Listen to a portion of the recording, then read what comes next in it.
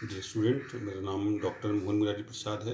मैं assistant professor है ना, assistant professor DAV college Siwan में पदस्थापित हूँ। ठीक।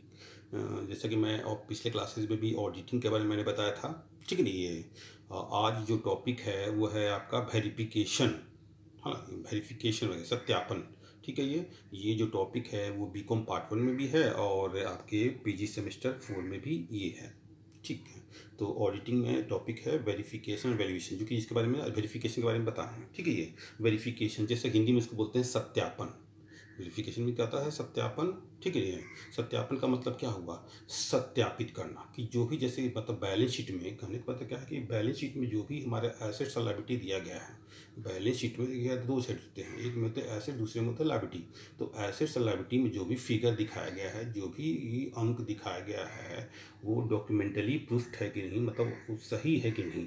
तो कैसे होगा? उसकी सत्यापन होना जरूरी है कि जितने भी संपत्ति दिखाया गया है वो सही स्थिति में वाकई में उस दिन मतलब बैलेंस शीट के डेट पे वो मौजूद है, वास्तव रूप से मौजूद है, या जो भी लायबिलिटी है, जो भी दायित्व है वो सही सही है। तो इसकी सत्यापन की जांच करनी है। तो ये जिसकी जांच करता है, कैसे जांच करेंगे? तो जो भी डॉक्यूमेंट्स अवेलेबल है या जो भी स्टेटमेंट अवेलेबल है, ठीक है नहीं, ये उसके संदर्भ में, ठीक है, ये जांच करके हम लोग उसको सत्यापित कर सकते हैं। ठीक है, तो जैसे ये जो नोट्स है ये आपके कॉलेज के साइट पर भी मौजूद है। ठीक है नहीं, ये वहाँ से आप इसको प्रिंट भी ले सकते हैं, कॉपी डाउनलोड भी कर सकते हैं। ठीक। तो मीनिंग ऑफ वेरिफिकेशन, सत्यापन, जैसे कि पहला टॉपिक में बता रहे हैं कि सत्यापन का मतलब क्या होता है। तो मीनिंग ऑफ वेरिफिकेशन, ठीक, ये हो गया। तो बोलता है verification means providing the truth और confirmation of the assets and liabilities. Verification का मतलब होता है प्रोवाइडिंग द ट्रूथ, मतलब सत्यता को जानकारी देना, सत्यता की जानकारी देना। वेरिफिकेशन का मतलब क्या होता है? सत्यता की जानकारी देना। और confirmation of the assets liability, और जो भी एसेट्स लायबिलिटी है वो जो बैलेंस शीट में दिखाया गया है, जो फिगर वो कंफर्म है कि नहीं, सही है कि नहीं, appearing in the balance sheet, जो बैलेंस शीट में दिखाया गया है, जो भी बैलेंस शीट में दिखाया गया है, जो भी फिगर दिखाया गया है एसेट्स लायबिलिटी के बारे में, वो कंफर्म्ड है, वो सही है, और है ना, ट्रूथ मतलब है उसकी जानकारी वो प्रदान करता है। तो वेरिफिकेशन जो भी मतलब बताता है कि बैलेंस शीट में जो फिगर दे एसेट्स और लायबिलिटी का जो फिगर दिखाया गया वो कहाँ तक करेक्ट है, वो उसकी सत्यता को वो वेरीफाई करता है। इट इज़ अ प्रोसेस, ये एक प्रक्रिया है, by which an auditor satisfy himself, ये एक प्रक्रिया है जिसके द्वारा ऑडिटर खुद को वो संतुष्ट करता है about the accuracy of the assets and liabilities. जो भी एसेट्स लायबिलिटी है वो कहाँ तक एक्यूरेट है, कहाँ तक सही है, उसके संदर्भ में वो खुद को संतुष्ट करने का करता है। एक प्रक्रिया है appearing in the balance sheet, जो कि बैलेंस शीट में दर्शाया गया है। जो भी एसेट्स लायबिलिटी जो बैलेंस शीट में दर्शाया गया है वो कहाँ तक एक्यूरेट होता है, उसके संदर्भ में वो अपने आप को संतुष्ट करता है। उसकी ये कि जांचने की एक प्रक्रिया है। बाई इंस्पेक्शन ऑफ द, कैसे पता करता है? By inspection of the documentary evidence available, जो भी दस्तावेज, जो भी डॉक्यूमेंट्री एविडेंस है, जो भी दस्तावेजीय साक्ष्य जो मौजूद है, उसकी जांच करके जो बैलेंस शीट में जो फिगर बताया गया है, जो एसेट्स लायबिलिटी का फिगर गया है, वो कहाँ तक सही है, शुद्ध है, उसके संदर्भ में क्या होता है? वो पता करता है, जांच करता है, खुद को संतुष्ट करता है। ठीक है ना, ये उसकी जाके जांच की प्रक्रिया है। Verification of assets has been defined by the different authors. बोलता है कि जो एसेट्स, वेरिफिकेशन ऑफ एसेट के बारे में बहुत बोलता है कि बहुत सारे ऑथर ने, बहुत सारे लेखकों ने उसको अलग अलग ढंग से परिभाषित किया गया है। Some of the important definitions are given in general, इसमें से कुछ जो महत्वपूर्ण इंपॉर्टेंट जो डिफिनेशन है वो इस प्रकार से नीचे दिया गया है। ठीक है, ये बोलता है कि जो वेरिफिकेशन ऑफ एसेट्स के वेरिफिकेशन के बारे में बहुत सारे जो ऑथर ने अलग अलग प्रकार से उसको डिफिनेशन दिया, डिफाइन किया है, वो परिभाषित किया है, लेकिन उसमें से कुछ इंपॉर्टेंट डिफिनेशन जो है वो नीचे वर्णित किया गया है।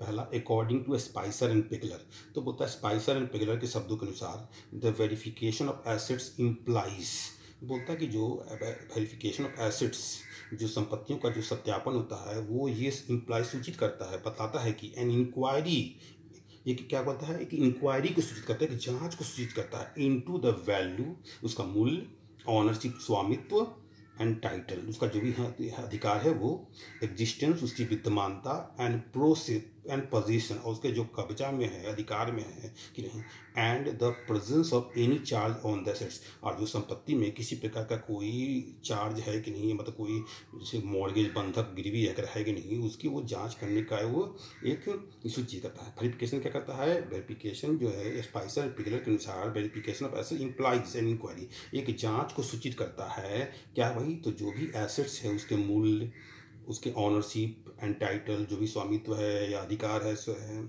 ठीक नहीं, एग्जिस्टेंस, विद्यमानता, पोजीशन मतलब कब्जे में है कि नहीं, and the presence of any charge, उस पर कोई किसी प्रकार का चार्ज है कि नहीं है, ठीक नहीं, मॉर्गेज गिरवी है कि नहीं है, उसको वो जांच करता है, सत्यापित करता है कि जो भी बैलेंस शीट में दिया गया है वो किस सब, इसका मतलब यही होता है कि उसके मूल्य को से बता, मूल्य की जांच करता है, उसके स्वामित्व की जांच करता है, जो भी टाइटल है सो है, ठीक नहीं है, उसकी विद्यमानता एक्चुअली में विद्यमान है कि नहीं है, साथ ही साथ उसके कब्जे के क्षेत्र है कि नहीं, बस ठीक है ना, और साथ ही साथ किसी प्रकार का उस पर कोई चार्ज नहीं है, इसको वो जाँच करता है, verification. According to J R Batliboi, तो जे आर बाटली बॉय के शब्दों के अनुसार he must satisfy himself that, है ना, जैसे कि वेरिफिकेशन के बारे में कहा गया है, जे आर बाटली बॉय ने कहा है कि ही मस्ट सेटिस्फाई हिमसेल्फ दैट, उसे वो खुद को संतुष्ट होना चाहिए कि द रियली एग्जिस्टेड, द, है ना, दे रियली एग्जिस्टेड, वो वाकई में वो विद्यमान है, at the date of balance sheet, यानी जिस दिन बैलेंस शीट बनाया गया है उस दिन पर जो भी एसेट दिखा रहा है वो वास्तव में वो उसी मूल्य पर वो विद्यमान है, उस समय ही उसी मूल्य पर वो सही है, and were free from any charge, और वो सभी प्रकार के चार्ज से वो मुक्त है, एंड ठीक है ना, यानी सभी प्रकार के प्रभार से वो मुक्त है, and that they have been properly valued, और साथ ही साथ उसका जो मूल्यांकन किया गया है वो उचित ढंग से किया गया है, ठीक नहीं है, तो ये चीज़ को अकॉर्डिंग टू लंकास्टर, लंकास्टर के शब्दों में, अकॉर्डिंग टू लंकास्टर, तो लंकास्टर के शब्दों में बोलता है कि the verification of assets is a process, तो बोलता है कि जो भी एसेट्स का जो सत्यापन है वो क्या है, प्रक्रिया है, बाय विच, जिसके द्वारा the auditor substantiate the accuracy of the right hand side of the balance sheet, जो बोलता है बैलेंस शीट के जो दाएं पक्ष में जो है उसके जो भी फिगर है उसके वो एक्यूरेसी यानी सत्यता को क्या करता है, वो साक्ष्य सब्सटैंट करता है, मतलब उसको सार्थकता को साबित करता है,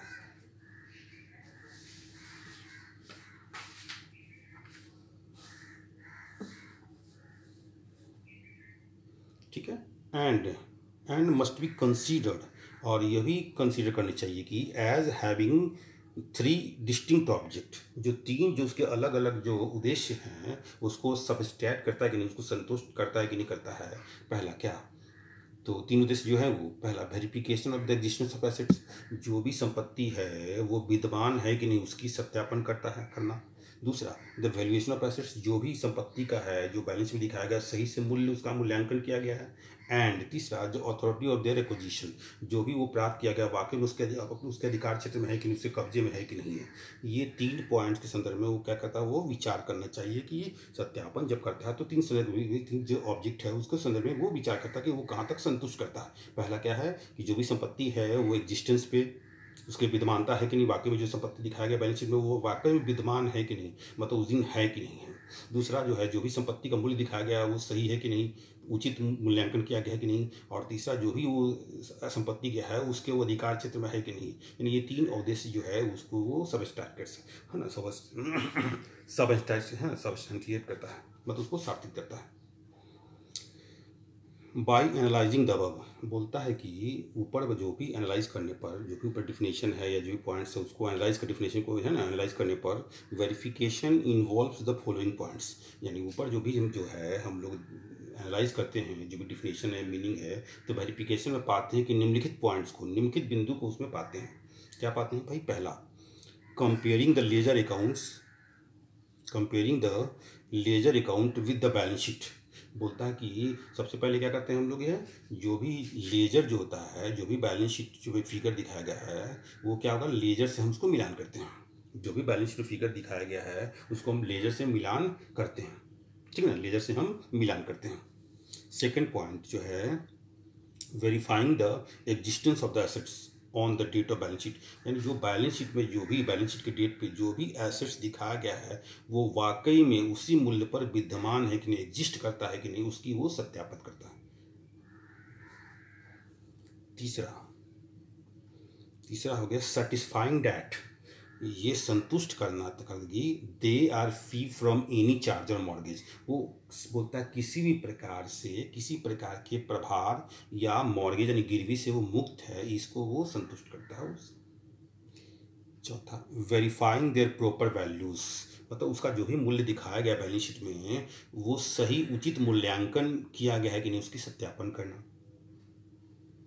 फिफ्थ में हो गया हमारा assets were acquired for business, ये भी ध्यान रखने जांच करने में पता लगेगा कि जो भी एसेट्स प्राप्त किया गया है वो बिजनेस के लिए ही एक्वायर किया गया है, ठीक है नहीं। ये ऐसा ना हो कि वो बिजनेस के लिए एक्वायर किया गया हो, कहीं दूसरे का इस्तेमाल किया गया हो, या घर का संपत्ति है वो है ना निजी संपत्ति है उसको बिजनेस में ये किया गया है। तो ये जब एसेट्स को जब बैलेंस शीट को जब वेरीफाई करता है तो ये सब पॉइंट पर वो ध्यान में रखता है। वेरिफिकेशन में ये सब पॉइंट को शामिल किया था, क्या क्या भाई, तो जो भी बैलेंस शीट फिगर गया है वो लेजर से मिलान करेंगे, जो फिगर दिया गया वो लेजर से मिलान करना। दूसरा होगा कि जो भी बैलेंस शीट के डेट पर जो भी एसेट दिखाया जा रहा है वो वाकई में विद्यमान है, वाकई में वो मौजूद है। तीसरा में कि जो भी एसेट्स है वो किसी प्रकार के चार्ज या मॉर्गेज से फ्री है, मतलब किसी प्रकार का कोई प्रभार या कोई भी गिरवी उस पर नहीं, मतलब पूर्णतः हमारे खाते में। ठीक। फोर्थ में हो गया वेरीफाइंग देयर प्रॉपर वैल्यूज, जो भी वैल्यू जो है बैलेंस शीट में दिखाया गया है जो है वो उचित उसका मूल्यांकन किया, जो भी संपत्ति दिखाया गया उसका उचित मूल्यांकन किया गया है, उसको सत्यापन करना, जांच करना। Assets were acquired for business, साथ ही साथ ये भी देखना कि जो भी एसेट्स में बैलेंस में दिखाया गया है वो बिजनेस वाला ही है, ना कि वो निजी या अन्य कोई दूसरे का। ठीक है। ऑब्जेक्ट्स ऑफ वेरिफिकेशन, तो ऑब्जेक्ट्स ऑफ वेरिफिकेशन उद्देश्य, ठीक है। तो वेरिफिकेशन में मैंने बताया था अभी जस्ट बताया कि मेरा वेरिफिकेशन का मीनिंग क्या है, डिफिनेशन क्या है, वेरिफिकेशन में क्या क्या पॉइंट्स है। अभी मैं बताने जा रहा हूँ ऑब्जेक्ट्स ऑफ वेरिफिकेशन, ठीक है ना। तो वेरिफिकेशन जो सत्यापन के क्या उद्देश्य है, सत्यापन के उद्देश्य क्या है, ठीक है। तो पहला इसमें आता है to verify the existence of the assets and liability as per the balance sheet, ठीक है। जैसे ऊपर के पॉइंट्स में क्लियर होता है कि ठीक है ना, ये वेरिफिकेशन में क्या होता है, तो जो भी बैलेंस शीट में बोलता है कि to verify the existence of asset liability as per the balance sheet, मतलब बैलेंस शीट के अनुसार जो भी एसेट्स लायबिलिटी है वाकई में वो एग्जिस्ट कर रहा है कि नहीं करना, उसकी जांच करना, उसको सत्यापित करना, इसका उद्देश्य, पहला उद्देश्य। यानी बैलेंस शीट में जो भी एसेट्स लायबिलिटी दिखाया गया है उसी के अनुसार विद्यमान है कि नहीं, मतलब मौजूद है कि नहीं है, ठीक है नहीं। ये कोई ऐसा नहीं ना कि कोई फिक्सिस कोई काल्पनिक है या कुछ दूसरे का ही है, ठीक है ना। बैलेंस शीट में जो भी संपत्ति लायबिलिटी, जो भी एसेट संपत्ति लायबिलिटी दायित्व दिखाया गया है वो वाकई में मौजूद है कि नहीं, उसकी सत्यापन करना, उसकी जांच करना, इसका पहला उद्देश्य।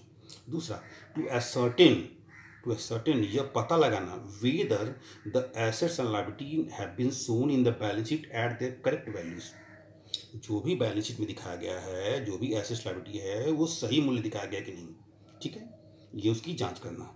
And their valuation should have been made on the principle accounting, और जो भी मूल्य दर्शाया गया है या उसका जो मूल्यांकन किया गया है वो अकाउंटिंग प्रिंसिपल के अनुरूप है कि नहीं, हो लेखांकन सिद्धांत के अनुसार ही उसका मूल्यांकन किया गया है कि नहीं, ठीक है। यानी दूसरा जो उद्देश्य है वो क्या हो, यह पता लगाना, टू असर्टेन यह पता लगाना कि जो भी एसेट्स लायबिलिटी है जो बैलेंस शीट में सिखाया गया, जो दिखाया गया, शो किया गया है वो करेक्ट वैल्यू है कि नहीं, यानी जो उसका मूल्यांकन सही से है कि नहीं, ठीक है नहीं, वो सही वैल्यू दिखाया गया कि नहीं। दूसरी बात, जो वैल्यूएशन, साथ ही साथ ये भी जो वैल्यूएशन उनका जो किया गया है ये भी देखना कि जो भी वैल्यूएशन किया गया है एसेट्स लायबिलिटी का वो अकाउंटिंग प्रिंसिपल के अनुसार है कि नहीं, मतलब जो भी लेखांकन सिद्धांत है उसी के अनुरूप किया गया है कि नहीं, ये भी उसकी जाँच करना, ये सेकंड ऑब्जेक्ट है, ठीक है। जैसे कि पहले बताया, पहले मेरा पहला ऑब्जेक्ट में क्या था कि एसेट्स लायबिलिटी बैलेंस शीट के अनुसार जो एसेट्स लायबिलिटी है वाकई में मौजूद है कि नहीं, विद्यमान है कि नहीं। दूसरा, जो भी मूल्य दिखाया गया है बैलेंस शीट में वो सही है कि नहीं है, करेक्ट है कि नहीं है। साथ ही साथ जो वैल्यूएशन किया गया है, जो मूल्य का मूल्यांकन किया गया है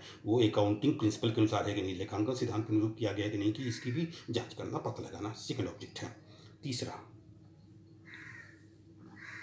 तीसरा तीसरा होता है टू क्लैरिफाई द ऑनरशिप, ये बोलता है कि ownership and the title of the assets, जो भी संपत्ति है, बोलता है appearing in the balance sheet of the organisation, जो भी संस्थान के जो बैलेंस शीट में जो भी एसेट्स दिखाया जा रहा है वो वाकई पर उस पर उसका स्वामित्व है, नियंत्रण है कि नहीं, उसकी वो सर्टिफाई करता है, वो प्रमाणित करता है। यानी वो जो ऑडिटर जो है इसका ये भी उद्देश्य होता है कि वो जांच करना है कि जो भी बैलेंस शीट में दिखाया गया है, जो भी एसेट्स दिखाया गया है वो वाकई में संस्थान का ही स्वामित्व है और उसका अधिकार है कि नहीं है, ठीक है, मालिकाना है कि नहीं, उसको वो प्रमाण करना, ये उसका प्रमाणित करना, ये इसका तीसरा उद्देश्य है। चौथा, to clarify the position of assets, ये भी स्पष्ट करना होता है कि वाकई में सिर्फ वो मालिक ही नहीं बल्कि उसका वो उस पर संपत्ति पर उसका अधिकार भी है।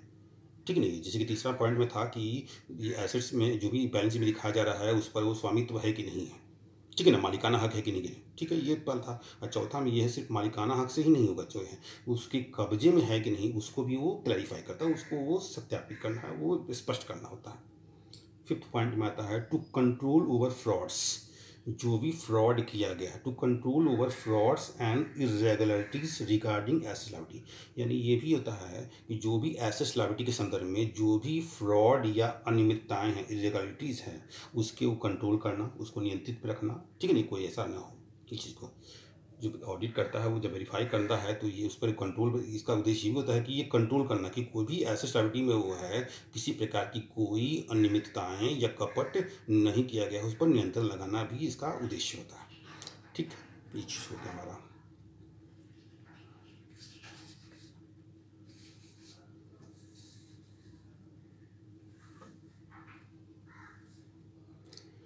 ठीक, 6 पॉइंट में आता है to certify the mathematical accuracy of the assets, ठीक है, to certify the mathematical accuracy of the assets and liability as shown in the balance sheet.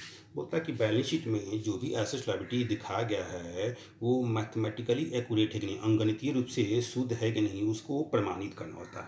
ठीक है ना, इसके लिए वो जांच करता है, कैलकुलेशन को चेक करता है कि कोई कैलकुलेशन जो कि भी किया गया है वो सही ढंग से किया गया है कि नहीं, जो भी बुक्स ऑफ अकाउंट्स में जो है मैथमेटिकली वो एक्यूरेट, अंगणितीय रूप से वो शुद्ध है, ठीक है ना, इसकी वो प्रमाण देना होता है। तो तीसरा, इसका चौथा जो इसका जो उद्देश्य, छठा जो उद्देश्य हो गया वो क्या है, to certify the mathematical accuracy of the asset liability, जो भी एसेट लायबिलिटी जो बैलेंस शीट में दिखाया गया है वो मैथमेटिकली जो है वो एक्यूरेट है, अंगणितीय रूप से सत्य है, शुद्ध है, उसको सत्यापित करना भी इसका उद्देश्य है। 7th पॉइंट में आता है to see the assets shown in the balance sheet, ठीक है, ये तो बोलता है कि to see the asset shown in the balance sheet, जो भी बैलेंस शीट में जो भी एसेट दिखाया गया है आर फ्री फ्रॉम चार्जेज और मॉर्गेजेस, तो जो भी बैलेंस शीट में दिखाया गया है उसमें किसी प्रकार का प्रभार या गिरवी है कि नहीं, ठीक है ना, किसी के फ्री है, मुक्त है, ठीक है ना, स्वतंत्र है, ठीक है, उसकी वो देखिए भी देखना होता है कि जो भी बैलेंस शीट में दिखाया गया है वो किसी प्रकार का उसमें कोई प्रभार या गिरवी नहीं ना है, उसको वो देखना होता है, वो जाँच करना होता है, इसका उद्देश्य। ठीक है, 8th नंबर पॉइंट्स में हो गया to examine whether the proper method and policy for writing of fictitious assets has been followed. तो बोलता है कि बैलेंस शीट में बहुत प्रकार के होता है, फिक्सिशियस एसेट्स होते हैं, काल्पनिक संपत्ति होती है, बनावटी संपत्ति होते हैं, ठीक है ना, ये चीज़ को होता है। तो उसके संदर्भ में ये भी देखना होता है कि जो भी मेथड है, जो भी उपयुक्त मेथड है, ठीक है, जो भी उपयुक्त मेथड उसको राइट ऑफ करने का या जो भी पॉलिसी बनाया गया है उसको राइट ऑफ करने का, वो सही उसको अनुपालन फॉलो किया गया है कि नहीं, उसकी वो जांच करना है, ठीक है ना, टू एग्जामिन, जांच करना, समीक्षा करना कि वेदर द प्रॉपर मेथड है ना, weather the proper method and policy, जो भी उपयुक्त मेथड है या जो पॉलिसी है, जो नीति है for writing of fictitious assets, जो भी काल्पनिक संपत्ति, बनावटी संपत्ति, उसको राइट ऑफ करने के लिए जो उचित मेथड है और जो पॉलिसी है वो हैव बीन फॉलोड, उसको फॉलो किया है ना, उसको अनुपालन किया गया है कि नहीं, उसको वो समीक्षा करना, उसकी जाँच करना भी इसका उद्देश्य होता है। ठीक है, इस प्रकार से ऑब्जेक्ट जो है हमारा वेरिफिकेशन का ये ऑब्जेक्ट था। ठीक है, ये हमारा ये चीज़ हो गया। ठीक, ओके, थैंक यू।